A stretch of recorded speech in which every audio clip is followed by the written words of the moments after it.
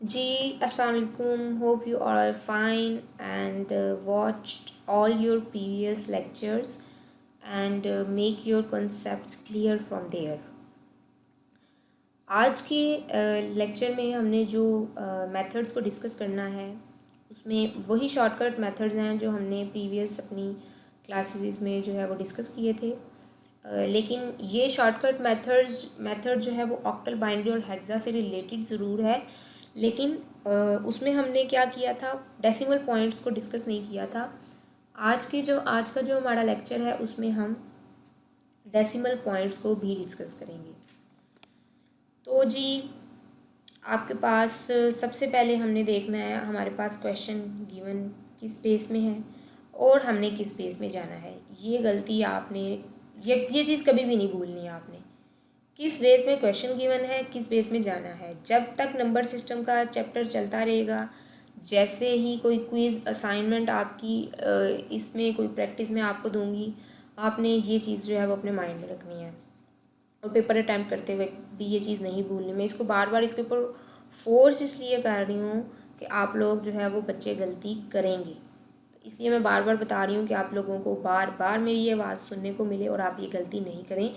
पहले क्वेश्चन की validity check करें, देखें कि वो किस बेस में है और वो किस बेस में जाना है, ताकि आपको पता चल सके कि मैंने कौन से मेथड को यूज़ करते हुए इस क्वेश्चन को सॉल्व करना है। एंड ऑफ द चैप्टर आपके पास इतने ज़्यादा मेथड्स होंगे, इतने ज़्यादा छोटे छोटे तरीक़ेकार होंगे। मैंने कोशिश तो की है कि आप लोगों को एक सीक्वेंस में जो है वो सारे मेथड्स मिलें और आपके जो क्वेश्चंस हैं वो सॉर्ट आउट हो जाएं। लेकिन फिर भी एंड ऑफ द चैप्टर आपके पास बहुत ज़्यादा टास्क होगा करने को, तो तब आप ये चीज़ भूल जाएंगे। तो स्टार्टिंग लेक्चर्स में ही मैं आपको गाइड कर रही हूँ कि आगे जाने से पहले पहले ही इन अपने जो प्रॉब्लम्स हैं उनको सॉल्व कर लें। जी ये आपके पास क्वेश्चन गिवन है बाइनरी में और यहाँ पर आप लोग देख सकते हैं ये डेसिमल पॉइंट हमारे पास जो है ना अवेलेबल है यहाँ पर इस वैल्यू में। बाइनरी में गिवन है, ऑक्टल में जाना है, सीधे से पता चल रहा है जी 3-3 के पेयर बनेंगे। लेकिन वो 3-3 के पेयर अब कैसे बनेंगे, अब आपने यहाँ से स्टार्ट नहीं करना। अब आपने स्टार्ट करना है बिल्कुल वैसे ही जैसे हमने पोजिशनल वेट मेथड में देखा था। पॉइंट से इस साइड पे वैल्यूज़ को ज़्यादा ट्रीट करना है आपने, और पॉइंट से इस साइड की वैल्यूज़ पे जाते वक्त आपने पॉइंट की इस साइड से जो है वो पेयरिंग करनी स्टार्ट करनी है ऐसे। यहाँ पर मैंने एरोज से आप लोगों को इसलिए जो गाइड किया है कि आपको पता चले कि आपने पेयरिंग करते वक्त किस साइड को जाना है। अगर आप इस चीज़ का ध्यान नहीं रखेंगे तो बाइनरीज बदल जाएंगी, 0-1-1-0 ही तो है। बाइनरी बदल जाएंगी तो वो एक भी डिजिट दूसरा साथ मिलने से दूसरे नंबर की बाइनरी जनरेट हो जाएगी, जो कि आपके क्वेश्चन को गलत कर देगी। तो ये चीज़ आपने ऐसे नहीं करनी। अब आपने क्या किया जी, पेयरिंग कर ली। उसके बाद ये किसकी बाइनरी है, 3 की बाइनरी है जी, लिख दिया। 5 की बाइनरी है, हाँ जी लिख दिया। पॉइंट एज इट इज़ आएगा बीच में, इसको नहीं भूलना। 0-0-1 की बाइनरी है, हाँ जी लिख दिया। 1-0-1 5 की बाइनरी है, लिख दिया, बात खत्म। अब जी आपने क्या करना है, ये आपके पास क्वेश्चन है, आपने लिखा इसको और जो आंसर था उसको लिख दिया।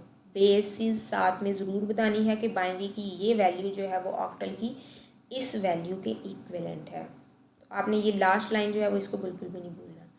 बिल्कुल इसी तरीके से आपके पास ये एक लंबी सी वैल्यू आप लोगों को नज़र आ रही होगी। यहाँ पर हम लोग देखते हैं कि हमारे पास बिट्स पूरी नहीं होंगी। तो जिस केस में हमारे पास बिट्स पूरी नहीं होंगी, हम उसको कैसे सॉर्ट आउट करेंगे क्वेश्चन को।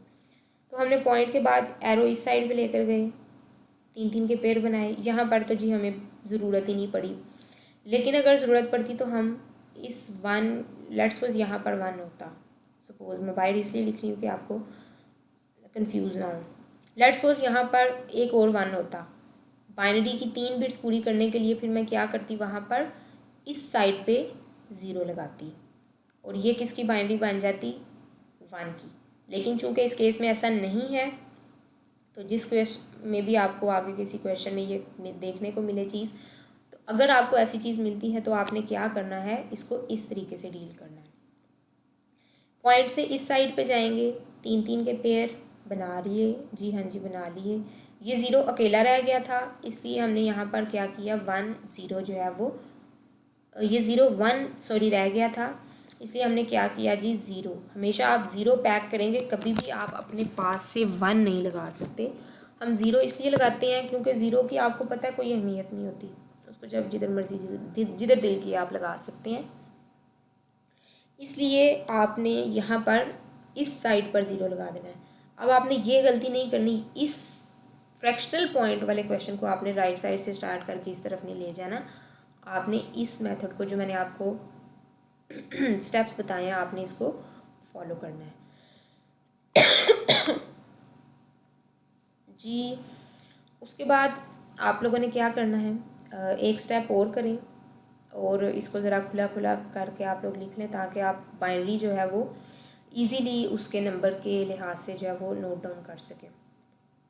102 की बाइनरी है, लिख दिया। 001 1 की बाइनरी है, हाँ जी लिख दिया। 011 ये 11 बिल्कुल भी नहीं पढ़ना, इसको 110 बिल्कुल भी नहीं पढ़ना। ये 110 है और ये 011 है। ये 3 की बाइनरी है, ये 6 की बाइनरी है, ये 3 की बाइनरी, 3 की बाइनरी, 7 की बाइनरी। होप सो इस लेक्चर तक पहुँचने तक आपको बाइनरी का टेबल जो है वो याद हो चुका होगा। और जी आपने क्या किया, क्वेश्चन लिखा और फाइनल आंसर आपने लिख दिया। हाँ जी, ये वो क्वेश्चन है जहाँ पर मैंने आपको ऊपर वाले क्वेश्चन में ही गाइड कर दिया है। तो इस क्वेश्चन को आप देख सकते हैं कि यहाँ पर इस तरफ को 0 लगाए हुए हैं और यहाँ पर इस तरफ को 0 लगाए हुए हैं। हाँ जी, अब नेक्स्ट पेज पे चलते हैं। कॉम्प्लीमेंट्स जी, हमने नंबर सिस्टम के डिफरेंट जो है वो नंबर्स में कन्वर्जन करना सीख लिया है। हमने अभी तक क्या सीखा, हमने किसी भी बेस से डेसिमल में जाना सीखा, फिर हमने किसी भी बेस से डेसिमल से किसी भी दूसरी बेस में जाना सीखा, फिर हमने किसी भी बेस से किसी दूसरी बेस में जाना सीखा, और हमने उनके शॉर्टकट मेथड्स भी जो है वो सीख लिए। अब हमने कन्वर्जन नहीं करनी, अब हमने क्या करना है, अब हमारा टॉपिक है कॉम्प्लीमेंट्स का। कॉम्प्लीमेंट्स आपके पास यूज़ होते हैं अरिथमेटिक ऑपरेशंस जो हैं वो परफॉर्म करने के लिए। और कंप्यूटर में क्या होता है, एडिशन के लिए आपको पता है एडर यूज़ होता है, सब्ट्रैक्शन के लिए सब्ट्रैक्टर यूज़ होता है। अब कंप्यूटर में कंप्यूटर की हार्डवेयर की बात करें तो आपके पास ऐसा कंपोनेंट होगा, यानी कंप्यूटर में जो एडर लगा होगा जो क्या करेगा, एडिशन परफॉर्म करेगा, और सब्ट्रैक्टर लगा होगा जो सब्ट्रैक्शन परफॉर्म करेगा। लेकिन हम क्या चाहते हैं कि हमारे पास हार्डवेयर, आप लोगों को पता है दिन ब दिन छोटा होता जा रहा है। उसकी क्या रीज़न है कि हार्डवेयर को ऑप्टिमाइज़ करने के लिए जो है वो दिन रात काम किया जा रहा है, सोचा जा रहा है जी काम को कैसे कैसे कैसे ऑप्टिमाइज़ करें। तो हमारा जो कॉम्प्लीमेंट्स का एक कंसेप्ट है, ये भी इसी वजह से जो है वो हम यूज़ करेंगे कि हम एडिशन की मदद से ही, यानी हम एक ही सर्किट को यूज़ करते हुए, लेट्स सपोज हमारे पास एक सर्किट है ये एडर का, एक सर्किट है ये सब्ट्रैक्टर का। एडर जो है वो सिर्फ एडिशन के लिए यूज़ होगा, सब्ट्रैक्टर सिर्फ सब्ट्रैक्शन के लिए यूज़ होगा। लेकिन अगर मैं चाहती हूँ कि मेरे पास ये 2 सर्किट नहीं चाहिए, मुझे मेरा एक ही सर्किट से गुजारा चल जाए, इससे तो अच्छी बात ही कोई नहीं है, हमारी कॉस्ट जो है वो हार्डवेयर की रिड्यूस होगी। तो हम यानी इसी एक सर्किट को ऐसे यूज़ करें कि हम इससे सब्ट्रैक्शन का काम भी ले सकें। तो हम क्या करेंगे, हम अपने कंप्यूटर में अपने जो नंबर्स हैं उनको कॉम्प्लीमेंटेड फॉर्म में जो है वो स्टोर करेंगे। तो कॉम्प्लीमेंट हम पहले पढ़ेंगे कि किस तरह के होते हैं, कैसे कैसे जो है वो हम फाइंड करते हैं अपने किसी भी नंबर का कॉम्प्लीमेंट, और फिर हम देखेंगे कि हम कैसे जो है वो अपने जो नंबर्स हैं उनकी सब्ट्रैक्शन कर सकते हैं बाय यूजिंग कॉम्प्लीमेंट्स। यानी हम कॉम्प्लीमेंट्स में सब्ट्रैक्शन का अमल परफॉर्म नहीं करेंगे, यानी हम प्रोसेस जो है वो सब्ट्रैक्शन का नहीं करेंगे, हम एडिशन करेंगे, लेकिन हम एडिशन को करेंगे इन द वे, हम सब्ट्रैक्शन को करेंगे in the way of addition, और ये कॉम्प्लीमेंट्स की मदद से ही हमारे पास पॉसिबल है। जी, कॉम्प्लीमेंट्स आपके पास 2 तरह के हैं। एक कॉम्प्लीमेंट है आपके पास रेडिक्स कॉम्प्लीमेंट, इसको आप रेडिक्स भी कह सकते हैं, इसको आप आर्स कॉम्प्लीमेंट भी कह सकते हैं। और दूसरा है आपके पास डिमिनिश्ड रेडिक्स कॉम्प्लीमेंट, यानी जो रेडिक्स कॉम्प्लीमेंट है उससे कम। डिमिनिश का मतलब आपको पता नहीं कम होता है, और यहाँ इसको आप कह सकते हैं R-1 कॉम्प्लीमेंट। अब आपके पास इसके लिए दोनों के लिए सेपरेट फार्मूलाज हैं जिनको यूज़ करते हुए आपने क्या करना है, इन क्वेश्चंस को सॉल्व करना है। लेकिन आर यहाँ पर क्या है, यहाँ पर भी अगर आर देखें और यहाँ पर भी आर बेसिकली हमारे पास बेस है। जिस बेस में आपका क्वेश्चन गिवन होगा वो आपका आर होगा। 9 है, 10 है, 8 है, कुछ भी है, जिस बेस में आपका क्वेश्चन गिवन होगा और आपसे कहा जाएगा जी अब इसका कॉम्प्लीमेंट फाइंड करें, तो आपने उस क्वेश्चन को सॉल्व करते वक्त पहली चीज़ जो आइडेंटिफाई करनी है वो ये है कि इसमें आर क्या है, इसकी बेस। फिर आर्स कॉम्प्लीमेंट कहा जाएगा अगर, तो आपने ये फार्मूला यूज़ करना है। अगर आपको R-1 कॉम्प्लीमेंट फाइंड करना है तो कहा जाएगा तो आपने ये फार्मूला यूज़ करना है। और अगर आपको कोई भी बेस दी नहीं जाती, लेट्स सपोज मैंने आपको बोला है 9 हो सकती है, 8 हो सकती है, 12 हो सकती है, 18 हो सकती है, कुछ भी बेस हो सकती है, लेकिन अगर आपको पेपर में बेस ही नहीं दी जाती तो तब आपने क्या अज्यूम करना है कि आपकी बेस 10 है, यानी आपने फिर डेसिमल नंबर के अकॉर्डिंग जो है वो चलना है। और अगर आपके पास आपको नहीं बताया जाता कि आपने कौन सा कॉम्प्लीमेंट यूज़ करना है, तो तब आपने कौन सा कॉम्प्लीमेंट यूज़ करना है, आर्स कॉम्प्लीमेंट। वरना आपके पास मेंशन होगा जी कौन से कॉम्प्लीमेंट की मदद से जो है ना वो आपने क्वेश्चंस को सॉल्व करना है। जी अब देखते हैं, पहले हम सॉल्व करते हैं आर्स कॉम्प्लीमेंट को। इसका फार्मूला है R⁴n। n जो है वो यहाँ पर स्मॉल है, आपने यहाँ पर स्मॉल n और कैपिटल N को मिक्स नहीं करना।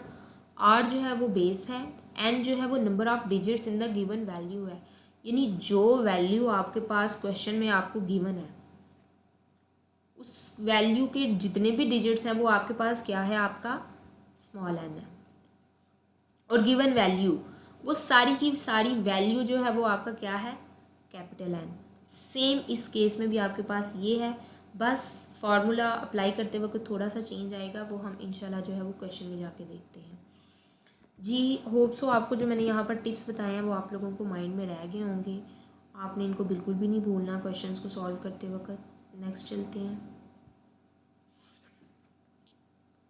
जी। ये एक क्वेश्चन है आपके पास है 000001234। अब आपने आर्स कॉम्प्लीमेंट फाइंड करते वक्त सबसे पहले तो इसकी बेस देखनी है, जो कि क्या है आपको पता चल गया जी 10 है, तो मीन आर मेरे पास क्या है 10। और फिर इसके गिवन जो है वैल्यू को देखना है। अब ये गिवन वैल्यू हमने क्या बोला था, यानी ये सारी की सारी वैल्यू क्या है, n है हमारे पास, कैपिटल N, लेकिन नॉट स्मॉल n। फिर उसके बाद आपने क्या करना है, देखना है जी ये इस क्वेश्चन में आपके पास जो वैल्यू है गिवन उसमें डिजिट्स कितने हैं, तो आपके पास यहाँ पर कितने डिजिट्स हैं, 1 2 3 4 5 6 7, आपके पास क्या है 7 डिजिट्स हैं। फार्मूला देखें R⁴n माइनस कैपिटल N, तो आपके पास यहाँ पर डेसिमल का बेस 10 है तो आपने 10 लगा दिया, 7 माइनस जो वैल्यू थी आपने सिंपली वैल्यू पुट किया फार्मूले में और कुछ भी नहीं किया।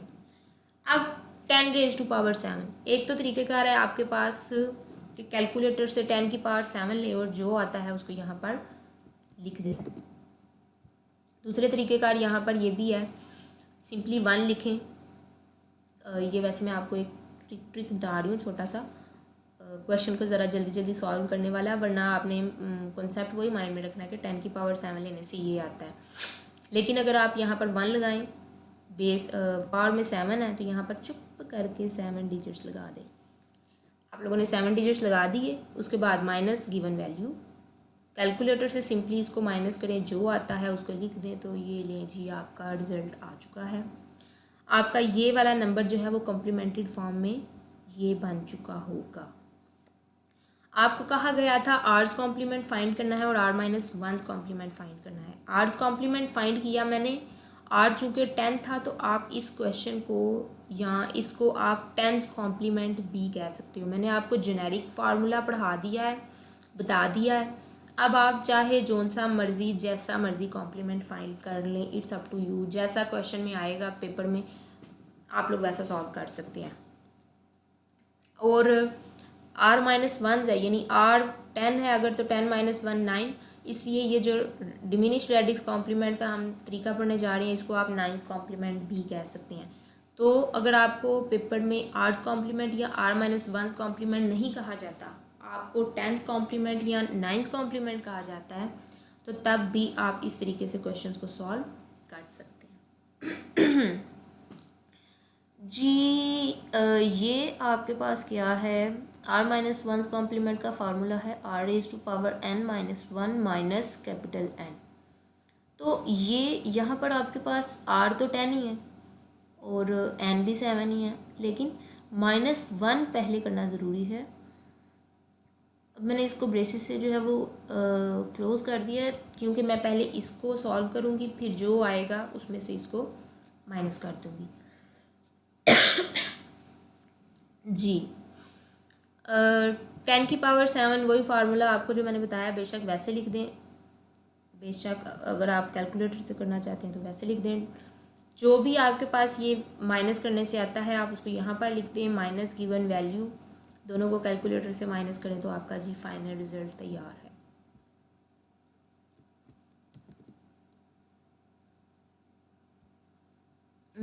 आर्ट्स कॉम्प्लीमेंट है यहाँ पर बाइनरी का। ये यहाँ पर एक जो है वो गलती से जो है वो मैं ये सॉल्व कर रही थी बाइनरी का, तो वो उसका डिमिनिश लेना था, तो थोड़ी देर छोड़ के गई थी तो जी उसके बाद ये भूल गया था। अब नेक्स्ट पेज पे हम जाएंगे तो इसका हम बाइनरी का r-1 कैसे लेते हैं वो सीखेंगे, लेकिन अभी जो है वो इस क्वेश्चन का सिर्फ आर्ट्स कॉम्प्लीमेंट ही यहाँ पर फाइंड किया गया है। अब यहाँ पर चूँकि r क्या है 2 है, इसलिए बाइनरी के आर्ट्स कॉम्प्लीमेंट को आप 2's कॉम्प्लीमेंट भी कह सकते हैं, और बाइनरी के 2-1 यानी r-1 कॉम्प्लीमेंट को आप 1's कॉम्प्लीमेंट भी कह सकते हैं। तो जब आपके पास 2's कॉम्प्लीमेंट फाइंड करने का कहा जाएगा तो आप तब भी ये यूज़ कर सकते हैं मेथड, और सिंपली अगर आपको आर्ट्स कॉम्प्लीमेंट कहा जाता है और ये वैल्यू दी जाती है तो आप लोगों को पता है जी ये बाइनरी की वैल्यू है, 0101 की फॉर्म में है, तो आपने इसको कैसे सॉल्व करना है। जी फार्मूला बिल्कुल वैसे ही लगाएंगे हम, r⁻n माइनस कैपिटल N, 2 की पावर 7 माइनस गिवन वैल्यू। अब 2 की पावर 7 लेंगे आप तो आपके पास जो है वो कोई नंबर आ जाएगा डेसिमल में, लेकिन आपने वो नंबर एज इट इज़ नहीं लिख लेना, आपने उसका जो है वो बाइनरी इक्विवेलेंट निकालना है और फिर यहाँ पर लिखना है। लेकिन आपको इस लंबी सी जो है वो खिचखिच से बचाने के लिए यहाँ पर भी आप क्या कर सकते हैं जी 1 लगाएं चुप करके, और 7 जो है वो डिजिट 0 के लगा दें और बात खत्म। माइनस उसके बाद आप जो है वो ये गिवन वैल्यू जो भी आप इसको लगा सकते हैं।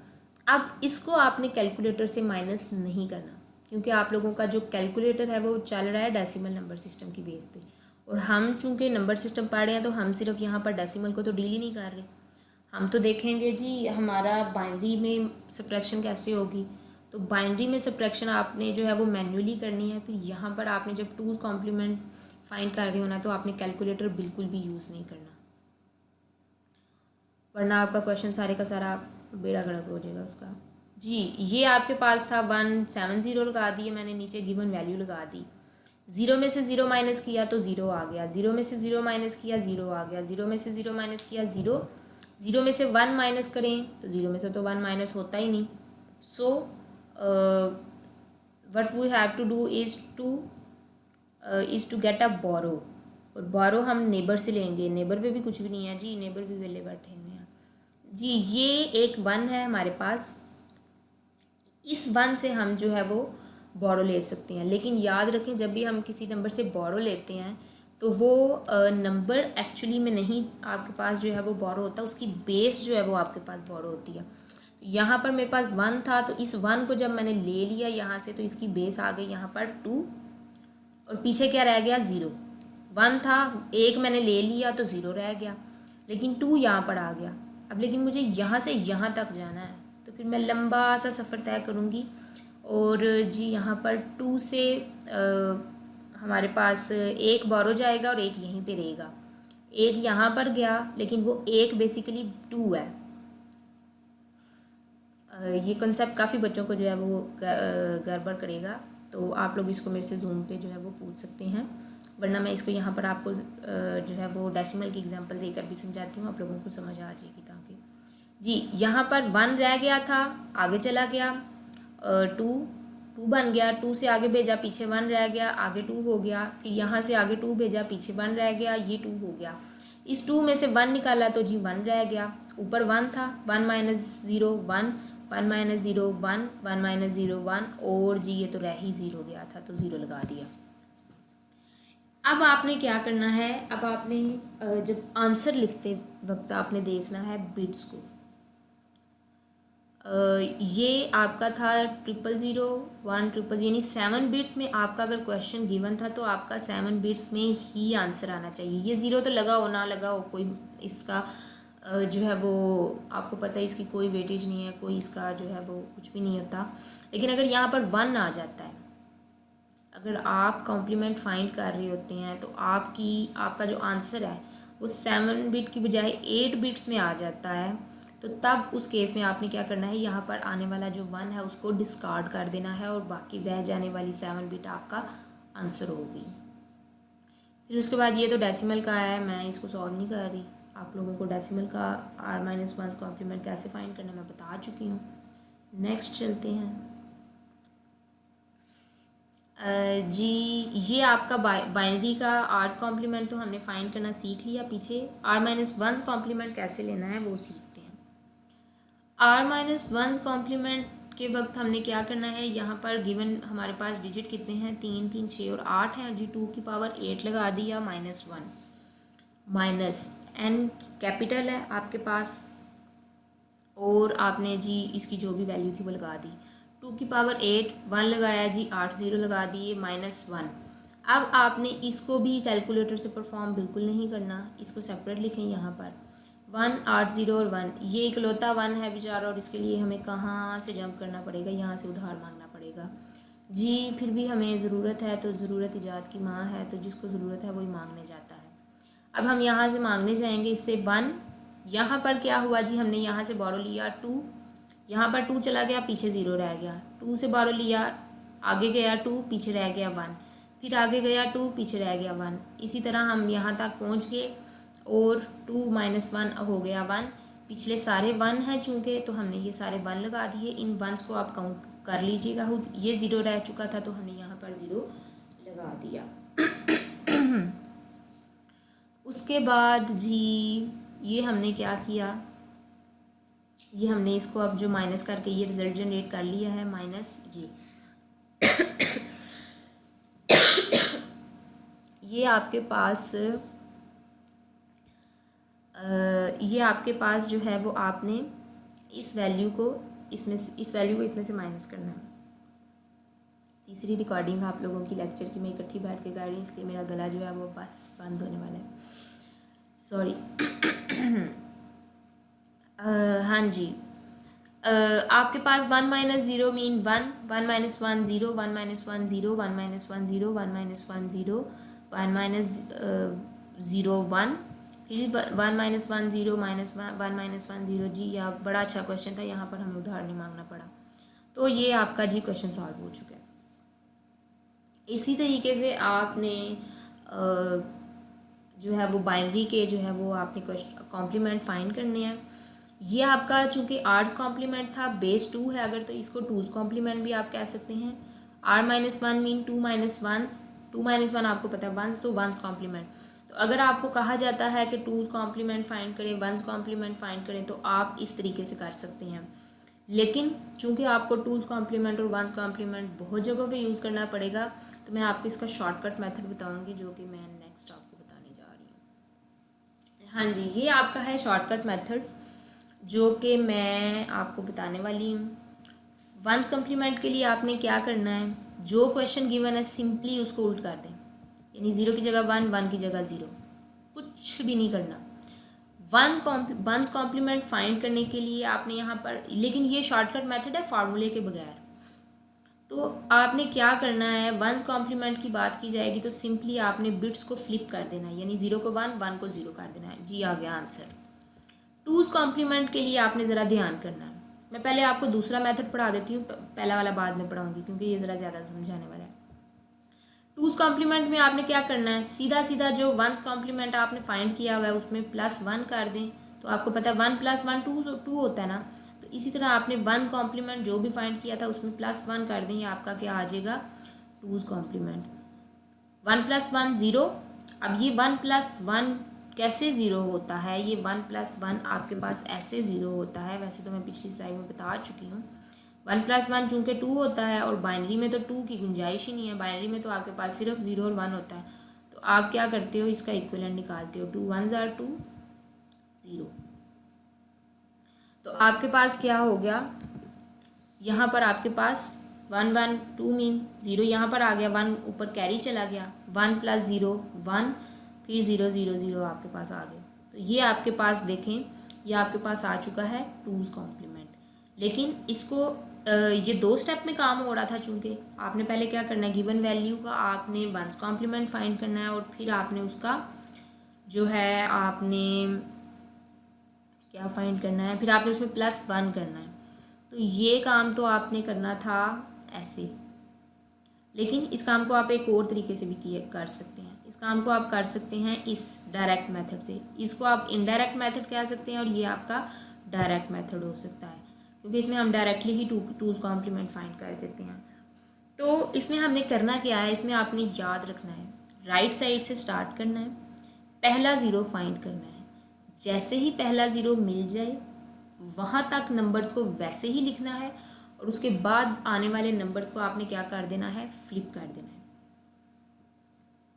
पहला नंबर फाइंड करना है। अब ये डिपेंड करता है, अगर आपका पहला नंबर पहले ही जो है वो पोजीशन पे हो तो आप पहला 1 एज इट इज़ लिखेंगे और बाकी नंबर को फ्लिप कर देंगे। लेकिन हो सकता है आपका पहला नंबर जो है वो आखिरी डिजिट पे हो, या हो सकता है बीच में कहीं हो, पहले सारे राइट साइड से 0 0 स्टार्ट हो रहे हों। तो ये आपने जो है वो अपने क्वेश्चन के अकॉर्डिंग देख लेना है।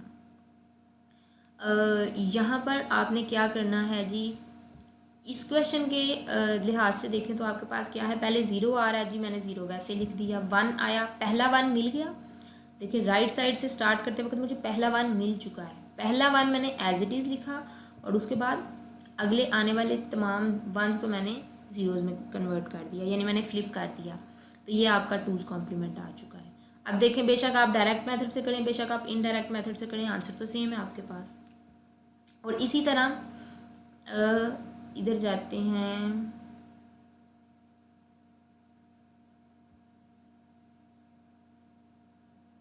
आर्स कॉम्प्लीमेंट की बात करें और R-1 कॉम्प्लीमेंट की बात करें तो ये देखें, इनके आंसर्स को देखें। ये आर्स कॉम्प्लीमेंट है, इसके लास्ट पे है 66 और एक कम करें इसमें तो इसके बाद आ जाता है 65। यहाँ से भी आप अपने आंसर्स जो हैं वो क्रॉस चेक कर सकते हैं कि आपने ठीक क्वेश्चन निकाला या नहीं। ओके जी। सब्ट्रैक्शन का जो आपका है, सब्ट्रैक्शन का आपका जो मेथड है उसमें कॉम्प्लीमेंट्स के साथ आप कैसे जो है वो यूज़ कर सकते हैं, सब्ट्रैक्शन आप कैसे कर सकते हैं कॉम्प्लीमेंट्स के साथ। तो सबसे पहले तो आपने क्या करना है, ये एक पेज आपने स्टेप्स पढ़ लेने हैं, ये मैं बता भी देती हूँ, आप लोगों ने पढ़ भी लेने हैं और फिर इसको क्रैम कर लेना है। आपने क्या करना है, सबसे पहले क्वेश्चन में इन स्टेप्स को, क्योंकि क्रैम इसलिए करना है क्योंकि आपने इन स्टेप्स को फॉलो करना है अटैम्प्ट करते वक्त क्वेश्चन। आप अगर इन स्टेप्स को फॉलो नहीं करते तो आपका क्वेश्चन जो है वो गलत हो जाएगा या आप कुछ छोड़ देंगे, कोई भी आप गलती कर सकते हैं। सबसे पहला काम आपने क्या करना है, माइन्यूट और सब्ट्रैंड को फाइंड करना है। जब आपको वो मिल जाएंगे तब आपने क्या करना है, उनकी बिट्स को पूरी करना है। ये देखें, आपके पास a - b, a आपके पास क्या है, माइन्यूट आपके पास वो नंबर होता है जो सब्ट्रैक्ट कर रहा होता है और सब्ट्रैंड आपके पास वो नंबर होता है जो सब्ट्रैक्ट हो रहा होता है। तो आपने सबसे पहले माइन्यूट और सब्ट्रैंड फाइंड कर लिए, फिर उनकी बिट्स को कंप्लीट किया। चूँकि सब्ट्रैंड की बिट्स कम थी तो हमने यहाँ पर सब्ट्रैंड की बिट्स को कंप्लीट किया। अब कंप्लीट कितना करना है, देखें दोनों नंबर्स में से जिसकी बिट्स ज़्यादा होंगी दूसरे नंबर की भी आपने बिट्स उतनी ही कर देनी है, क्योंकि बिट्स जो है वो इनकी बराबर होनी चाहिए, अदरवाइज़ आपका क्वेश्चन जो है वो गलत हो जाएगा। जी आपने लिख दिया, इक्वेट कर दिया आपने बिट्स को। उसके बाद आपने क्या करना है, तीसरा स्टेप है आपका सबट्रैंड का कॉम्प्लीमेंट लेना है। सबट्रैंड का कॉम्प्लीमेंट लेना है आपने। सबट्रैंड क्या है, आपके पास 1 1 और ये इतने सारे 0। टूज़ कॉम्प्लीमेंट लें, जैसे मैंने आपको आर्स कॉम्प्लीमेंट में बताया था, जब कुछ ना कहा जाए तो आर्स, कुछ ना कहा जाए बाइनरी में तो टूज़। तो यहाँ पर कुछ भी नहीं था कहा गया हुआ हमें, तो हमने टूज़ कॉम्प्लीमेंट ले लिया, बल्कि कहा गया हुआ था हमने पीछे यहाँ पर पढ़ा है आर्स कॉम्प्लीमेंट की बात की है हमने। तो जी टूज़ कॉम्प्लीमेंट ले रहे हैं हम। तो टूज़ कॉम्प्लीमेंट आपको पता है कि पहला 1 फाइंड करना है आपने। पहला 1 मिल गया तो उसके बाद आपने क्या करना है, बाकियों को फ्लिप कर देना है। तो हमने यहाँ पर जो है वो सबट्रैंड फाइंड का कॉम्प्लीमेंट फाइंड कर दिया। उसके बाद आपने क्या करना है, उसको माइन्यूट में ऐड कर देना है। माइन्यूट क्या है आपके पास, ये ए की वैल्यू, ये वाली वैल्यू लिखी प्लस ये जो कॉम्प्लीमेंट फाइंड किया था, इन दोनों को ऐड कर दिया। अब आपको अगर तो ये ऐड करने के बाद कैरी जनरेट होता है इसके रिजल्ट में तो उसको डिस्कार्ड कर दें। अगर नहीं होता तो आपने क्या करना है, ये जो रिज़ल्ट आपके पास आया होगा प्लस करने से, उसका कॉम्प्लीमेंट दोबारा लेना है और उसके साथ माइनस लगा देना है। वो इसलिए लगाना है कि आप जब किसी बड़ी वैल्यू में से छोटी वैल्यू को माइनस करेंगे तो आपके पास ऑटोमेटिकली कैरी जनरेट होगा। लेकिन जब आप किसी छोटी वैल्यू में से बड़ी वैल्यू को माइनस करेंगे तो रिज़ल्ट तो आपके पास वही आएगा लेकिन साथ माइनस आएगा।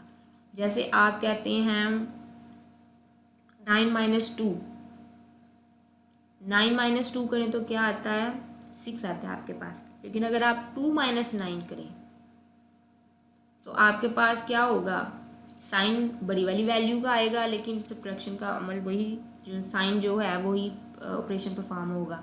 तो 6 तो आएगा लेकिन तब वो माइनस का आएगा। इसलिए जो है वो हम यहाँ पर क्या करते हैं, जब हमारे पास कैरी जनरेट हो जाता है तो हम उसको डिस्कार्ड कर देते हैं। अगर नहीं होता तो दोबारा कॉम्प्लीमेंट लेते हैं और उसके साथ फिर माइनस लगा देते हैं। और माइनस लगने की वजह से हमें पता चलता है कि ये वैल्यू जो थी, जो हम सब्ट्रैक्ट कर रहे थे, वो माइन्यूट जो है वो इसमें छोटा था। जी यहाँ पर हमने क्या किया, सिंपली इनको ऐड किया। ऐड करने का हमने बाइनरी को किस तरह ऐड करना है, सब्ट्रैक्ट करना है, ये हम सीख चुके हैं। तो आपके पास जो भी रिज़ल्ट है, बिट्स आपने पूरी करनी है, बिट्स काउंट करें। अगर तो आपके पास जितनी बिट्स क्वेश्चन में गिवन है उतनी आती हैं तो इसका मतलब कैरी जनरेट नहीं हुआ। कैरी जनरेट नहीं होने का मतलब है कि माइन्यूट सबट्रैंड से छोटा है, आपने दोबारा कॉम्प्लीमेंट लेना है और आंसर के साथ माइनस लगा देना। लेकिन अगर कैरी जनरेट होता है तो उसके बाद कैरी को डिस्कार्ड कर देना है और बाकी आपका फाइनल आंसर ये मौजूद है। A - B किया है, हम इसी तरह B - A देख लेते हैं। जी इस केस में जो मैंने आपको बात बताई थी वो इम्प्लीमेंट की जा चुकी है। यहाँ पर क्या है, आपके पास माइन्यूट आपने B को बना दिया है और सबट्रैंड आपने A को बना दिया है। कंप्लीट किए हैं बिट्स, माइन्यूट सबट्रैंड फाइंड कर लिए हैं, कॉम्प्लीमेंट लिया है सबट्रैंड का, और यहाँ पर टूज़ कॉम्प्लीमेंट लिया है। टूज़ कॉम्प्लीमेंट कैसे लेना है वो हम पढ़ चुके हैं, और उसको माइन्यूट में ऐड कर देना है। माइन्यूट में ऐड कर दिया, जो ये रिज़ल्ट आया उसकी बिट्स को कंपेयर करना है क्वेश्चन की बिट्स के साथ, क्योंकि ये दोनों इक्वल है तो आप किसी के साथ भी कर सकते हैं। अगर तो बराबर हैं तो इसका मतलब कैरी जनरेट नहीं हुआ। कैरी जनरेट नहीं हुआ इसका मतलब माइन्यूट सबट्रैंड से छोटा है, तो आपने इसका इसी आंसर का दोबारा कॉम्प्लीमेंट लेना है और उसके साथ सिर्फ चुप करके माइनस लगा देना है। जी ये तो था आर्ट्स कॉम्प्लीमेंट के साथ क्वेश्चन अटैम्प्ट करना। R - 1 के साथ सब्ट्रैक्शन परफॉर्म करनी हो तो आपने कैसे करनी है, आपने यहाँ पर भी वही काम करना है, माइन्यूट सबट्रैंड फाइंड करना है, इक्वेट करनी है बिट्स, सबट्रैंड का कॉम्प्लीमेंट लेना है। अगर तो कैरी, और उसको माइन्यूट में ऐड कर देना है। अगर तो कैरी जनरेट हो जाता है तो आपने क्या करना है, उस कैरी को least significant bit, least significant bit कौन सी होती है, जैसे लेट्स सपोज मेरे पास है ये 1 0 1 0 1 1, तो इस केस में ये मेरे पास है मेरी MSB, ये 2 हो चुकी हैं, सिर्फ 1 को कहना था मैंने। 1 जो है मेरे पास मोस्ट सिग्निफिकेंट बिट, और ये 1 है मेरे पास है लीस्ट सिग्निफिकेंट बिट। तो आपके पास दोनों नंबर्स को ऐड करने से अगर कैरी जनरेट होता है तो डेफिनेटली वो 10 में आप प्लस कर रहे हैं तो 1 ही होगा। 1 अगर आ जाता है तो आपने लीस्ट सिग्निफिकेंट बिट में उसको ऐड कर देना है और जो आपका आएगा वो फाइनल आंसर होगा। अगर आपका कैरी जनरेट नहीं होता तो आपने अपने रिक्वायर्ड नंबर का जो आपका रिज़ल्ट है ऐड करके आया उसका दोबारा से कॉम्प्लीमेंट लेना है और उसके साथ माइनस का चुप करके सिंबल लगा देना है। जी इस क्वेश्चन का मैंने कोई भी जो है वो सॉल्व नहीं किया क्योंकि ये आप लोगों की असाइनमेंट में जो है वो शामिल है। इस आपको जो है ना इस मेथड को आप लोगों को मैंने गाइड कर दिया कैसे करना है, लेकिन इसके क्वेश्चंस मैं आप लोगों से जो है वो डिमांड कर रही हूँ। ये आप लोगों की छोटी सी असाइनमेंट है, प्रैक्टिस है, जिससे मुझे ये पता चलेगा कि आपने पिछले लेक्चर को कैसे कॉम्प्लीमेंट्स को कितना अच्छे तरीके से सब्ट्रैक्शन और एडिशन ये सारे मामला कैसे कितने को समझ लिए हैं और आप जो है वो खुद से क्वेश्चन को अटैम्प्ट करने के काबिल हो चुके हैं। तो ये जो है वो आपने अपनी खुद से कोई भी वैल्यू यूज़ कर ले 10 1 0 1 1 कुछ भी लिख के तो आपने ये कॉम्प्लीमेंट लेकर जो है वो मुझे सेंड करना है PDF फाइल बनाकर। जी होप सो आपको लेक्चर समझ आ चुका होगा। In case of any query feel free to discuss me with me in your zoom lecture. Thank you so much. अल्लाह हाफिज़। अपना बहुत ख्याल रखिएगा।